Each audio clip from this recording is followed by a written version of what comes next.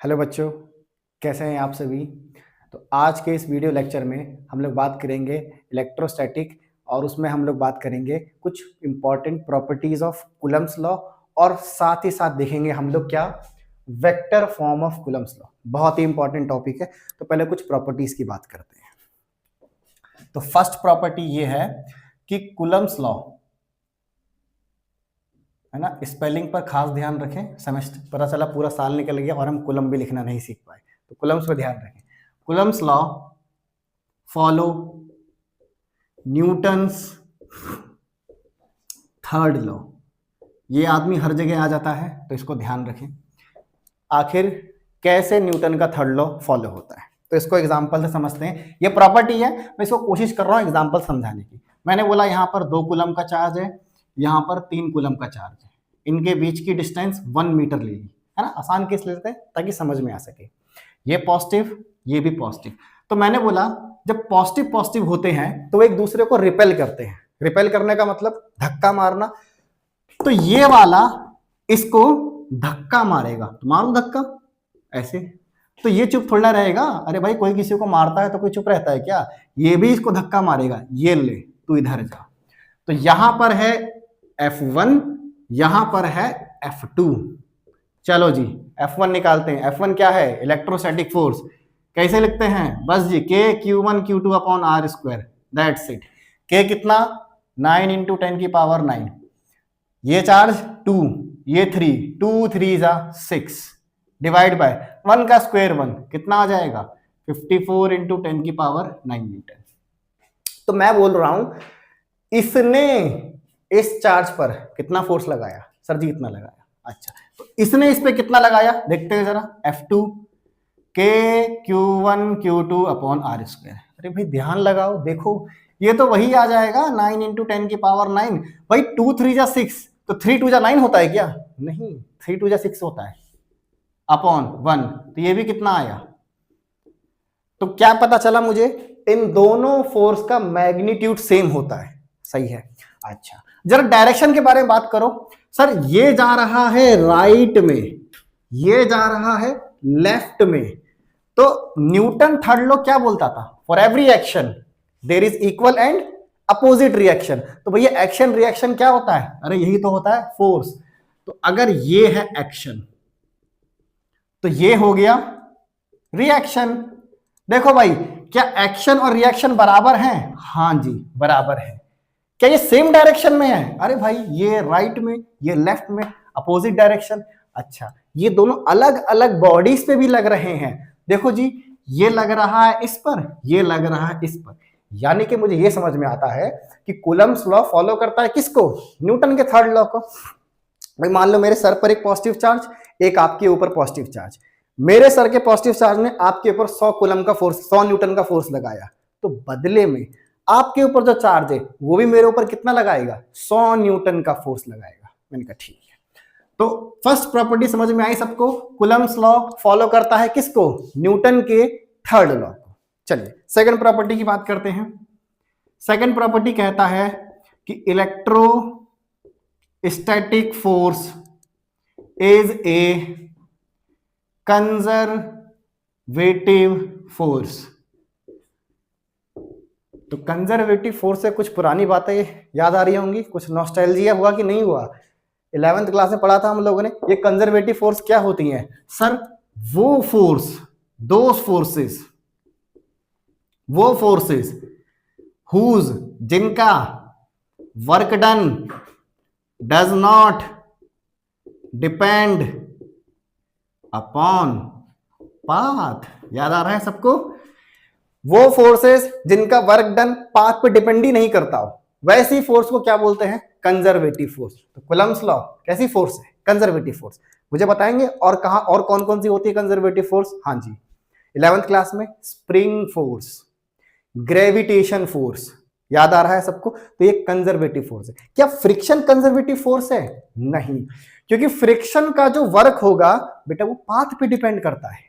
इसीलिए Coulomb's law, coulomb force conservative force है। Clear? Third property पर आते हैं। थर्ड प्रॉपर्टी बोलता है कि इलेक्ट्रोस्टैटिक फोर्स एक सेंट्रल फोर्स है। ये सेंट्रल फोर्स मतलब बीच का फोर्स नहीं, ऐसा थोड़ी ना होता है कि जो वर्ड लिखा है उसका टिपिकल मीनिंग ही बोल देना होता है। सेंट्रल फोर्स का मतलब क्या होता है, इसके दो मतलब निकल सकते हैं। पहला, जो कुलम का फोर्स होगा, इलेक्ट्रोस्टैटिक फोर्स होगा, वो सेंटर टू सेंटर लगता है। ये लाइन बहुत इंपॉर्टेंट है, अभी सुपरपोजिशन में करेंगे वहां बहुत काम में आएगा। सेंटर टू सेंटर का मतलब सर एक चार्ज, उसके सेंटर से दूसरा चार्ज जोड़ दो, ये चार्ज, ये दूसरा चार्ज, इसका सेंटर, इसका सेंटर, इन दोनों को लाइन से जोड़ दो, इस लाइन पर क्या मिलेगी, फोर्स मिलेगी। जैसे ये अगर एक बड़ा गोला Q1 का है, ये बड़ा गोला Q2 का है, तो इनके सेंटर से जो लाइन पास करेगी ना बेटा, उसी लाइन पर बनाना है इलेक्ट्रोस्टैटिक फोर्स। क्या ये समझ में आया, सेंटर टू सेंटर का मतलब। अच्छा, अब इसका दूसरा मतलब भी समझो, ध्यान से देखना। दूसरा मतलब क्या होता है इसका, अब दूसरा मतलब समझने के लिए मैं आपको एग्जांपल से बताता हूं। जैसे मान लो मेरे पास यहां पर एक Q1 चार्ज है, एक यहां पर Q2 चार्ज है, इसको नेगेटिव ले लेता हूं और मैं बोलता हूं ये Q1 चार्ज इस Q2 चार्ज पे अंदर की तरफ फोर्स लगा रहा है और ये चार्ज गोल गोल घूमने लग गया। कितने बार सीबीएसई बोर्ड में एग्जाम में कितने बार सवाल पूछा गया है, ये चार्ज इसको गोल गोल घुमा रहा है। कहां देखा ये, अरे भाई एटम के अंदर, ये है न्यूक्लियस, ये कौन है, इलेक्ट्रॉन, ये इसको घुमा रहा है। तो ये न्यूक्लियस पर पॉजिटिव चार्ज, इलेक्ट्रॉन पर नेगेटिव चार्ज, तो लगा कि नहीं लगा इलेक्ट्रोस्टैटिक फोर्स। अच्छा, यही इलेक्ट्रोस्टैटिक फोर्स जिम्मेदार है किसके लिए, सर सेंट्रीपिटल फोर्स के लिए। देखो वेरी गुड, लिख दो जरा, के Q1 Q2 upon R square, ये डिस्टेंस आर। अच्छा, सेंट्रीपिटल फोर्स का फॉर्मूला mv² बाय आर। तो यहां से आप लोगों को आराम से वेलोसिटी मिल सकती है, बिल्कुल मिल सकती है। अच्छा, इसको मैं ऐसे भी लिख सकता हूं एम आर ओमेगा स्क्वायर, हाँ कि ना। तो यहां से आपको टाइम पीरियड भी मिल जाएगा। तो अगर सवाल आए कि दो चार्ज पार्टिकल गोल गोल गोल घूम रहे हैं, तो भैया उनका वेलोसिटी निकालो, यहां से निकल जाएगा, निकल जाएगा। इक्वेट करने पर आर से आर मार दो। अच्छा, फिर इसको इससे इक्वेट करा दो तो क्या मिलेगा, सर ओमेगा, और ओमेगा बराबर क्या होता है, 2π/t। आई होप ये क्लियर होगा। लेकिन अभी काम की बात बची हुई है। अब मैं बोल रहा हूं बेटा ध्यान से देखो, ये जो r है इसका वेक्टर बनाऊं तो इसका r वेक्टर तो बाहर की तरफ निकलेगा। सर जी ठीक है, r वेक्टर तो बाहर की तरफ होता है, तो ये फोर्स किधर है, सर अंदर की तरफ। बेटा ये एंगल कितना होगा, सर ये तो 180 होगा। तो मैंने कहा जरा टॉर्क लिख दे यहां पर। टॉर्क का फॉर्मूला क्या होता है, टॉर्क बराबर होता है R क्रॉस F, यही होता है। और इसको कैसे लिख सकते हैं, RF साइन थीटा। बताओ ये एंगल कितना मिला, 180। तो टॉर्क कितना आ गया, 0। यानी कि जब एक चार्ज दूसरे चार्ज पर फोर्स लगाता है तो टॉर्क कितना आता है, 0। आप सुनो ध्यान से, ये टॉर्क अगर 0 है इसका मतलब एंगुलर मोमेंटम क्या है, कांस्टेंट। एंगुलर मोमेंटम क्या है, कांस्टेंट। क्या यहीं पर है, नहीं, ये अगर यहां भी आ जाएगा, जब भी टॉर्क कितना होगा, 0।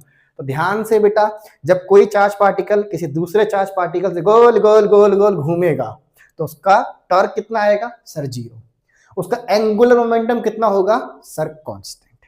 तो आप लोगों को सेंट्रल फोर्स समझ में आया होगा, इसी को बोलते हैं सेंट्रल फोर्स। यानी सेंट्रल फोर्स वो जिसका एंगुलर मोमेंटम कांस्टेंट आ जाए, उसको क्या बोलेंगे, सेंट्रल फोर्स। चलिए और आगे डिस्कस करते हैं इसमें जरा इंपॉर्टेंट प्रॉपर्टी, फिर हम लोग वेक्टर फॉर्म स्टार्ट करेंगे। प्रॉपर्टी नंबर 4, प्रॉपर्टी नंबर 4 कहती है इलेक्ट्रोस्टैटिक इंटरेक्शन, है ना। मैं इंटरेक्शन वर्ड बोल रहा हूं, मतलब कि रिपल्शन भी हो गया, अट्रैक्शन भी हो गया, between two charges is independent of the third charge. क्या मतलब हुआ इसका, मैंने कहा ये है Q1, ये है Q2, है ना। तो Q1 Q2 आपस में कोई फोर्स लगा रहे होंगे, कितनी लगा रहे होंगे, सब F लगा रहे होंगे। मैंने बोला एक पड़ोसी है रामलाल, पड़ोसी रामलाल Q3 है ना। रामलाल आ गया तो अब सिस्टम में कितने चार्ज हो गए, सर 3। पर Q1 Q2 के बीच में कितना इंटरेक्शन हो रहा है सर? F हो रहा है। तो क्या रामलाल की वजह से ये फोर्स चेंज हो जाएगी? नहीं। Due to Q3 the force between Q1 and Q2 will not change। आप लोगों को ये सारी प्रॉपर्टी समझ में आई होंगी। इस तरीके से हम लोगों ने कूलम्स लॉ की सारी प्रॉपर्टीज को वाइंड अप किया। हमने प्रॉपर्टीज के बीच में कुछ अच्छे सवाल भी देख लिए। अब हम लोग बात करने जाएंगे वेक्टर फॉर्म की। तो हम लोग बात करने जा रहे हैं अब किसकी? Vector form of Coulomb's law. बहुत इंपॉर्टेंट टॉपिक है, इसको ध्यान से समझिएगा। क्या करना है? अब फोर्स की वेक्टर फॉर्म बनानी है। अरे वेक्टर फॉर्म ध्यान से देखना बेटा, फोर्स तो वेक्टर ही है, तो इसकी वेक्टर फॉर्म बनानी तो बहुत जरूरी थी। तो पहले समझते हैं वेक्टर फॉर्म बनाने का जुगाड़ क्या है। सर हम लोगों ने 11th क्लास में सीखा था, अगर मुझे किसी भी चीज का वेक्टर बनाना है तो मुझे उसका मैग्नीट्यूड को मल्टीप्लाई करना होगा किससे? बोलो जी, यूनिट वेक्टर से। किससे मल्टीप्लाई करना है? यूनिट वेक्टर से।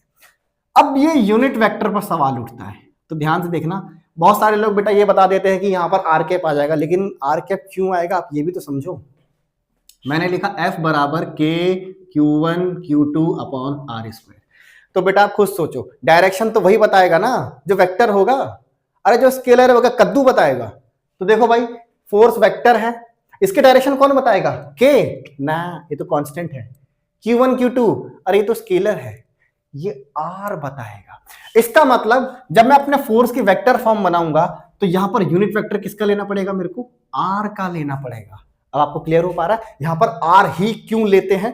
कि आर ही डायरेक्शन बताएगा, अरे बाकी सब तो स्केलर और कांस्टेंट है। तो मुझे ये समझ में आ गया। तो मुझे फोर्स का मैग्नीट्यूड लिखना है और मुझे ये यूनिट वेक्टर लिखना है आर। बहुत से लोग सोच रहे हैं सर ये आर क्या है? ध्यान से देखो भाई, ये आर अपना डिस्प्लेसमेंट वेक्टर है। सर ये कहां से आया? मैंने कहा ध्यान से देखो, एक डायग्राम, काम खत्म।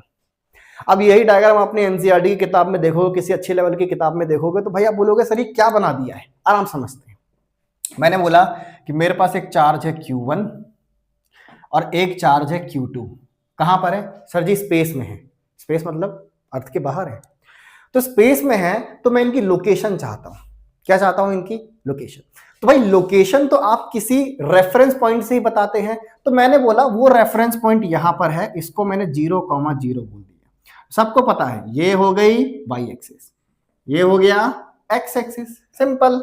अच्छा अब एक बात बताओ, ओरिजिन से किसी पॉइंट पर एक एरो बना दिया मैंने, क्या इसी को हम लोग पोजीशन वेक्टर बोलते थे? हाँ जी। तो Q1 चार्ज का पोजीशन वेक्टर कितना? R1। वैसे ही बेटा Q2 के लिए पोजीशन वेक्टर कितना हो जाएगा? R2।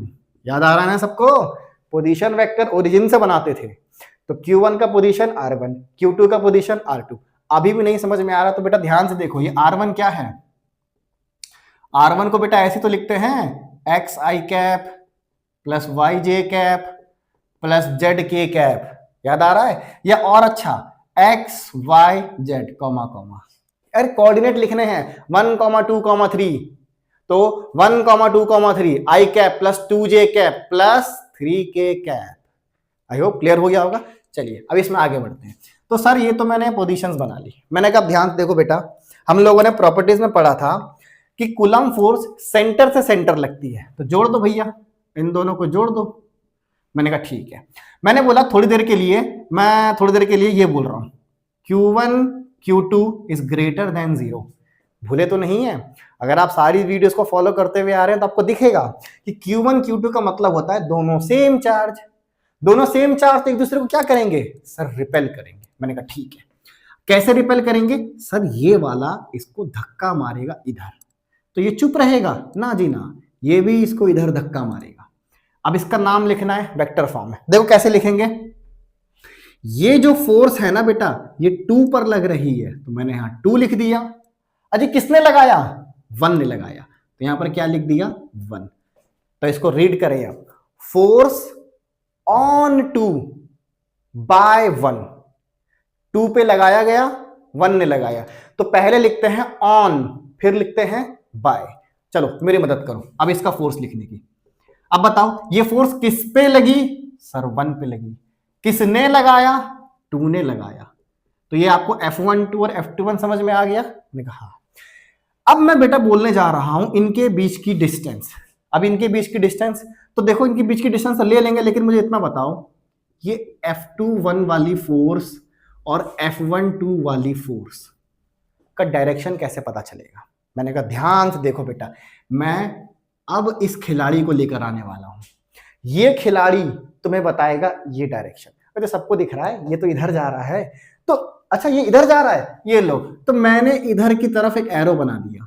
मैंने बोला ये जो फोर्स है इसकी डायरेक्शन बताएगा कौन सा वेक्टर बेटा? R12 vector. R12 वेक्टर, ये वेक्टर डायरेक्शन बताएगा किसका? F21 का। तो सर ये वाला, अरे इस वाले के लिए बना दो R21 वेक्टर, यानी कि ये बता रहा है डायरेक्शन किसकी बेटा? F21 की। ये बता रहा है डायरेक्शन किसकी बेटा? F12 की। मैंने कहा सर क्लियर है। तो ये तो हम लोगों ने बेटा देखो सारी चीजें मार्क कर ली, पोजीशन वेक्टर भी देख लिया, फोर्स भी देख लिया, साथ में डायरेक्शन वाला वेक्टर भी देख लिया। भैया ये डायरेक्शन है, ये किसकी डायरेक्शन बता रहा है? मेरी? तुम्हारी? अरे भाई ये F21 की बता रहा है। कैसे पता चला? भाई ये एरो किधर जा रहा है? सर नीचे। तो F21 भी किधर जा रहा है? सर नीचे। कैसे पा रही है बात? अच्छा, अब चलो, अब हम आते हैं इस फॉर्मेट पर। हाँ जी, अब मुझे फोर्स को वेक्टर फॉर्म में लिखना है, तो पहले क्या चाहिए? Sir magnitude form. क्या चाहिए? Magnitude form. तो मैंने बोला सर मैं पहले F21 का एरो लगा दिया, इसका मैग्नीट्यूड फॉर्म चाहता हूं। तो सर मैग्नीट्यूड फॉर्म कितना हो जाएगा? सर KQ1 Q2 अपॉन, अब इनके बीच की डिस्टेंस। तो एक काम करते हैं, इनके बीच की डिस्टेंस को मैं R मान लेता हूं। क्या मान लेता हूं? थोड़ी देर के लिए R मान लेता हूं, तो R का स्क्वायर। मैंने कहा ठीक है। अब बस इसमें बेटा यूनिट वेक्टर का मल्टीप्लाई करना है और तुम्हारा फोर्स तैयार। चलो जी, अब इसको तैयार करते हैं F21 को। तो पहले क्या लिखना है? सर जी मैग्नीट्यूड। क्या लिखना है? मैग्नीट्यूड। अब इसको दे दो ना डायरेक्शन। अरे डायरेक्शन दे दो। डायरेक्शन के लिए क्या चाहिए? Unit vector. किसका? भैया इसकी डायरेक्शन कौन बता रहा है? मैं। इसकी डायरेक्शन ये बता रहा है, तो मुझे यहां मल्टीप्लाई करना है किसका? R12 का यूनिट वेक्टर। समझ पाए? चलो अब मुझे बता, अब तो मक्खन हो गया। यूनिट वेक्टर है, इसको ओपन कैसे करते हैं? KQ1 Q2 upon R square into vector divide by its magnitude. भूले तो नहीं है 11th क्लास का वेक्टर? अब ये निकालना है मैग्नीट्यूड। अरे ये तो मेरे दाएं हाथ का खेल है। R12 वेक्टर कैसे निकलेगा? देखो जी, R12 वेक्टर, बोलो भाई कैसे निकलेगा? सर ये निकलेगा R2 minus R1 vector, as simple as that. अरे भाई इसमें से ये माइनस कर दो यार, और क्या करना था? इसके कोऑर्डिनेट में से ये माइनस करना है, मैंने भी तो वही लिखा है। तो सर R21 क्या होगा? मैंने कहा R21 लिख बेटा, R1 माइनस R2 वेक्टर। हाँ सर ये तो आसान है। अब इसका मैग्नीट्यूड निकालना था, तो भैया ध्यान से, खोपड़ी यहां पर, नजरें यहां पर। ये अरे भैया इसका जो मैग्नीट्यूड होगा वो ये डिस्टेंस ही तो होगा। हाँ सर, ये R डिस्टेंस ही है, मैग्नीट्यूड है किसका? इसका। तो यहां पर मैं क्या कर सकता हूं? इन दोनों की दोस्ती करा देता हूं। दोस्ती कराने का मतलब KQ1 Q2 divide by R, क्या लिखना है? 2 माइनस R1 वेक्टर, और उसका मुझे मैग्नीट्यूड चाहिए, और ये स्क्वायर है, ये 1, तो ये पावर 3, ये वेक्टर R12 हो गया।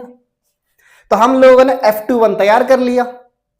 अब बोलोगे सर नहीं मेरे को F12 भी दिखाओ। मैंने कहा ध्यान से देखो, अब हमें नकल मारनी है, नकल वहां से मारनी है।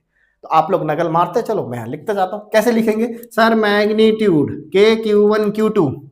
अच्छा यहां पर देखो F21 है, तो इसका डायरेक्शन कौन बता रहा है? R12। तो यहां पर F12, तो इसका डायरेक्शन कौन बताएगा? R21। Very good. अब नीचे क्या लिखना है? R2 vector minus R1 vector और इसका क्यूब। ये है आप लोगों का क्या? Vector form. अब इसमें सबसे इंपॉर्टेंट पॉइंट ये है बेटा कि जब भी आप वेक्टर फॉर्म यूज करें, आप लोगों को Q1 Q2 विद साइन लिखना है। कैसे लिखना है? विद साइन लिखना है। मतलब अगर ये पॉजिटिव ये नेगेटिव तो ये पॉजिटिव तो ये नेगेटिव, ऐसे लिखना है। आई होप आप लोगों को ये वेक्टर फॉर्म समझ में आया होगा। सीबीएसई के हिसाब से देखा जाए तो बड़ा इंपॉर्टेंट है, लिखने को आता है, हम इसको अप्लाई करेंगे।